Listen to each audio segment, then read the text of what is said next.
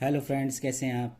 ये fifth class का paper है और एनुअल परीक्षा में कैसा पूछा जाएगा।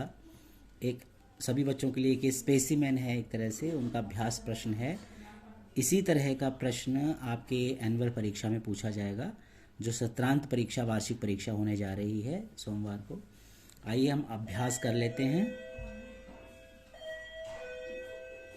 पहला प्रश्न देखिए, गद्यांश आएगा। गद्यांश पर आधारित आपको प्रश्नों के उत्तर देने हैं। ये गद्यांश लिखा हुआ है और ये इसके आधार पर 5 प्रश्न यहाँ दिए हैं। इन्हीं प्रश्नों को आपको इस गद्यांश में से देखते हुए उत्तर निकालने हैं। जैसे हम इसको पढ़ते हैं, पहले देखो, सभी बच्चे देखेंगे, 5वीं क्लास के छोटे बच्चे होते हैं। जैसे सभी, ये देखिए, पहला हम पढ़ रहे हैं, गद्यांश पढ़ रहे हैं, सभी बच्चे ध्यान देंगे। समय कभी किसी के लिए नहीं ठहरता, इस संसार में सबसे मूल्यवान समय है। अब देखो, पहला प्रश्न पूछा गया है, इसी के आधार पर इस संसार में सबसे अधिक मूल्यवान किसे बताया गया है, तो समय को बताया गया। देखिए, समय कभी किसी के लिए नहीं ठहरता, इस संसार में सबसे मूल्यवान समय है।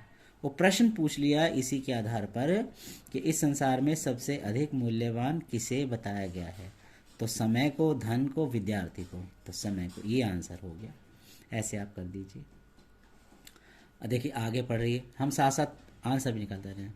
धन को तो परिश्रम करके पुनः कमाया जा सकता है। पुनः का मतलब होता है कि परिश्रम, मेहनत करके दोबारा कमा सकते हैं धन को, किंतु बीता समय कभी लौट कर नहीं आता। इतिहास साक्षी है, इतिहास साक्षी है, यहाँ देखेंगे, इतिहास साक्षी है, जिसने भी समय का सदुपयोग किया उसे जीवन में सफलता प्राप्त हुई है। तो यहाँ प्रश्न देखिए, परिश्रम से किसे पुनः कमाया जा सकता है। यहाँ लिखा हुआ देखिए, धन को तो परिश्रम करके पुनः कमाया जा सकता है ना, धन को। दूसरे का आंसर हो गया धन को परिश्रम करके पुनः कमाया जा सकता है। ये दिख रहा है बच्चों, ठीक है, धन को। और आगे देखिए, थर्ड है, विद्यार्थी का समय किससे अधिक महत्वपूर्ण होता है। अधिक महत्वपूर्ण है स्वर्ण से। ये रहा, ये इसका आंसर है, स्वर्ण से। ठीक है, क्लियर हो गया। किससे अधिक महत्वपूर्ण है, स्वर्ण से।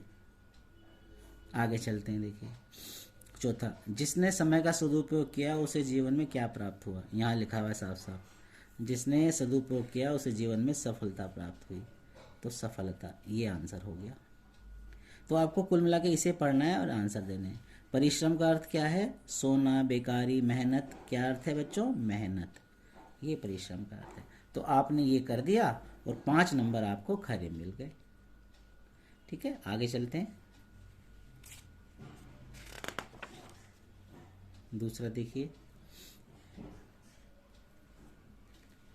ये देखिए, ये आपके बुक के हैं, इनको छोड़ते हैं, इसको आते हैं सीधे बुक के। ये व्याकरण का भाग करते हैं। देखिए, ये लिखा है ना व्याकरण। निम्न शब्द का स्त्रीलिंग रूप लिखिए। स्त्रीलिंग किसका, इस पुरुष का। अब ये स्त्री, स्त्रिया, पुरुषी, पुरुषा, ये लिखा है, तो स्त्रीलिंग आपको लिखना, स्त्री, ये हो गया। इसको उठाकर यहाँ लिख दीजिए, ऐसे। क्लियर। कोष्ठक में दिए गए शब्द का वचन बदलिए। देखिए, वचन बदलना है। आप जानते हैं एक वचन होता है और बहुवचन होता है, हैं? जैसे सभी बच्चों के छत के ऊपर पंखा लगा है, तो एक पंखा है तो मैंने पंखा बोला। मान के चलिए बड़ा हॉल है, उसमें एक से ज़्यादा लगे हुए हैं, तो बोलेंगे पंखे। पंखा का बहुवचन पंखे हो गया। तो ऐसे ही यहाँ दवाई शब्द का आपको बहुवचन लिखना है। दवाई शब्द का बहुवचन होता है दवाइयाँ, ये। ठीक है। आंखें भर आना का अर्थ लिखना है। ये आंखें भर आना, इसका अर्थ लिखना है। आंखें भर आना मतलब आंसू आना आंख में, है ना। देशज शब्द पहनना है, लोटा, शोर, अमीर, गरीब, तो ये लोटा शब्द जो है देशज है, ये आंसर हो गया, है ना। लोटा, शोर, और ये देखिए अमीर, गरीब, है ना, तो देशज हो गया लोटा। नीचे दिए गए वाक्य को भविष्यत काल में लिखना है। आप जानते हैं 3 काल होते हैं, एक तो होता है वर्तमान काल, एक होता है भूतकाल,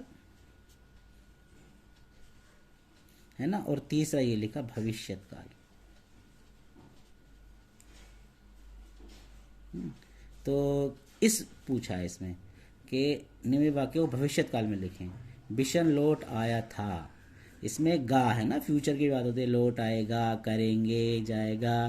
तो इसका आंसर बिशन लौटा ये नहीं है, बिशन लौट आए ये भी नहीं है, बिशन लौट आएगा ये देखिए करेक्ट आंसर है।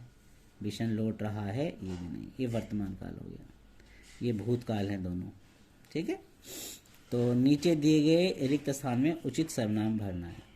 ठीक है, सर्वनाम आप जानते हैं 6 प्रकार के होते हैं। पुरुषवाचक सर्वनाम, निश्चयवाचक, अनिश्चयवाचक, प्रश्नवाचक, संबंधवाचक, निजवाचक, है ना। तो इस तरह से आपको सर्वनाम भरना है। तो अब तुम अपना काम करो, तुम, वह, आप, स्वयं, तो ये आंसर स्वयं, अपना काम स्वयं करो। ठीक है, अब ये देखिए 7वां प्रश्न, रेखांकित किए गए शब्दों में प्रयुक्त चिन्ह का प्रयोग करना है। कौन सा चिन्ह है ना, आप जानते हैं। तो प्रश्नवाचक है, ऐसे प्रश्नवाचक होता है। ठीक है, अल्प विराम ये है ना, तो कौन सा चिन्ह पूछा है। छी छी कितनी गंदगी है, तो ये विस्मयादि बोधक है, विस्मय सूचक ये है ना, ऐसे करके ये जो लगता है विस्मय सूचक है। तो इसका आंसर क्या हो गया, ख आंसर हो गया। ठीक है, 8वां देखते हैं, शब्द के क्रम को ठीक कर सार्थक वाक्य बनाइए। शब्द क्रम इसको ठीक करना है और सार्थक वाक्य बनाना। गोली की आई एक और आवाज़, आपको ना शब्द जम्बल्ड है, ये अंग्रेजी में कहते हैं ना, आगे पीछे लेके आपको ठीक करके लिखना। आप जानते हैं सबसे पहले कर्ता आता है, कर्म आता है, आखिरी में क्रिया आती है। तो यहाँ पे देखें, गोली की आई एक और आवाज़ ये नहीं है ना। आई गवाज ये देखिए क्रिया ही पहले आ गई, ये भी नहीं है। आवाज़ आई गोली की एक और आखिरी में, ये भी नहीं है। तो गोली की एक और आवाज़ आई, ये घ इसका आंसर ठीक होगा।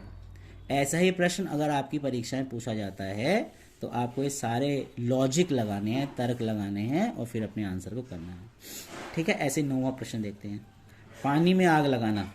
क्या करना है आपको, नीचे दिए गए मुहावरे का अर्थ बताना। ये मुहावरा लिखा है, पानी में आग लगाना। तो पानी में आग लगाने का अर्थ होता है असंभव को संभव करना, यानी बड़ी मेहनत करना एक तरह से।